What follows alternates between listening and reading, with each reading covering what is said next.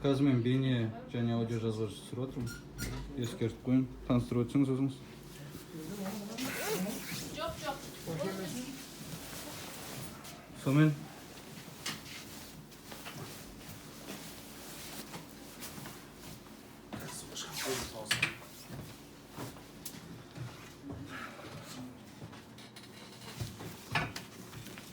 өзіңіз таныстырып өтсеңіз дедім.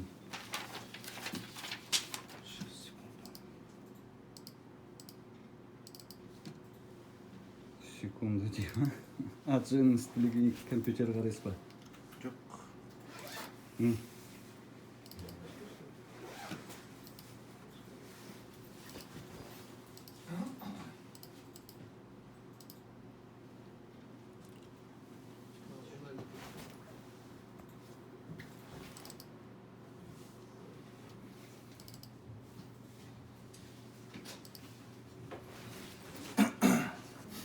Сіздің біздің бөлімге жазған өтінішіңіз, арызыңыз бойынша 10 желтоқсан күні ответ аласыз.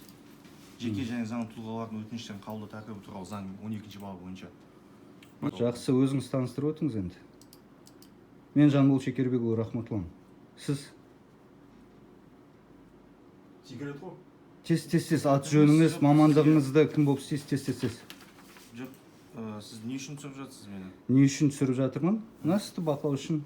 Сосын келген жоқсын, анау болмас үшін. Келген жоқсыз. Дәлел болу үшін. Заң бойынша мен түсіре алмайын ба мемлекет қызметте? Заң аясында 30 күн ішінде. Жоқ, түсіндім ғой, қазақша түсініп тұрмын. Мен мемлекеттік қызметкерді жұмыс уақытында түсіруге құқым бар ма, жоқ па? Құқыңыз бар, алдын ала ескерткен болсаңыз. Ескерттім ғой, болды ғой. Енді аты-жөніңізді кім болып істейсіз? Болды, соны ата болды, маған ештеңе керек емес.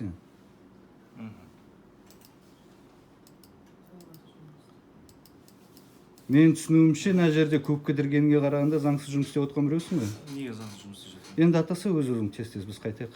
Сосын 11 желтоқсан келеміз.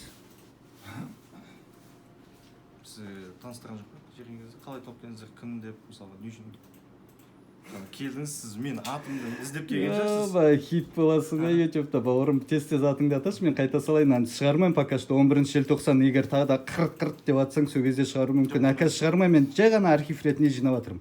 Аташ аты-жөніңді. 11 желтоқсан күні заң аясында сіздер жауап аласыз. Кім Нұрдәулет, сен бастық адамсың, жайының жерге келсең бәрі заң талқылап кетесіңдер да, ал істеп жатқан бір шаруаларың жоқ қой бұл жерде. Айтасы, аты-жөніңді айтшы болды, соны біз кете берейік. 11 желтоқсан күні Так, жауапты мына мемлекеттік қызметкер жұмыс уақытында бетпердесіз отыр, 83.300 ба? Жақсы, болды. Таныстырмайсыз ғой өз-өзіңізді. Қарсысыз ғой аты-жөніңізді атауға, иә? Қарсы емес пе? Мен осы елдің азаматын, жеке куәлігін көрсетейін ба? Көрсетейін ба? Менсің ба, не көрсетіңіз дейді. Сен өз-өзің таныстырмай өтсін, иә? Неге таныстырмайды? Мынаның басшысы кім? Мадина ма жаңа? Жоқ. Кім? Екінші комитет отырады. Жақсы.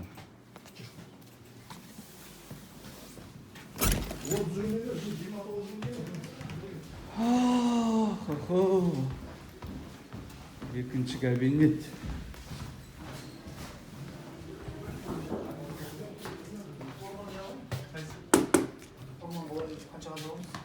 Қайырлы күн. 1 минутқа келедім, тез жауап беріп жүрсеңіз.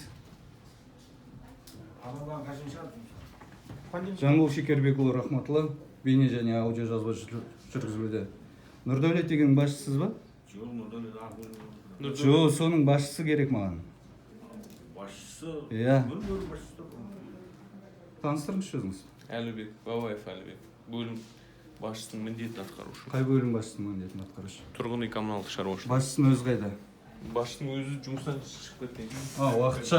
Иә, уақытша. Нұрдәулет маған аты-жөнін толық атамай отыр да? Ешқандай қарсылығым жоқ еді ол жігітке. Кішкене кемістігі бар ма әлде жұмыста заңсыз отыр ма, не үшін өзінің мамандығын және кім болып істеп отқанын аты-жөнін атамай отыр? Жоқ, кемістігі жоқ ол. Жұмыста бәрі заңда орналасқан ғой? Заңда орналасқан. Жұмыс жасап жатыр. Осы елдің азаматы келіп талап еткен кезде, арыз жазған кезде аты-жөнін атау керек па, керек емес па? Өзін таныстыру керек па, керек емес па? Таныстыру керек. Түсіндіресіз ба, түсіндірмейсіз ба? Ол түсіндірме жұмыстарын жүргіземіз ол. Қашан нәтижесімен таныса аламын? Onun нәтижесімен қашан таныса аламын, қандай жұмыстар жүргізілгенін. Кешке кезгесеңіз болады. Несі керек еді сізге именно конкретно? Маған аты жөні, лауазымын, соны сұраған мен, мына кісі арыз жазыпты. Сол бойынша аты жөнін сұрасам, мына жаққа фиксировать етуге архивке. Соны айтпай қарсылық танытып отыр.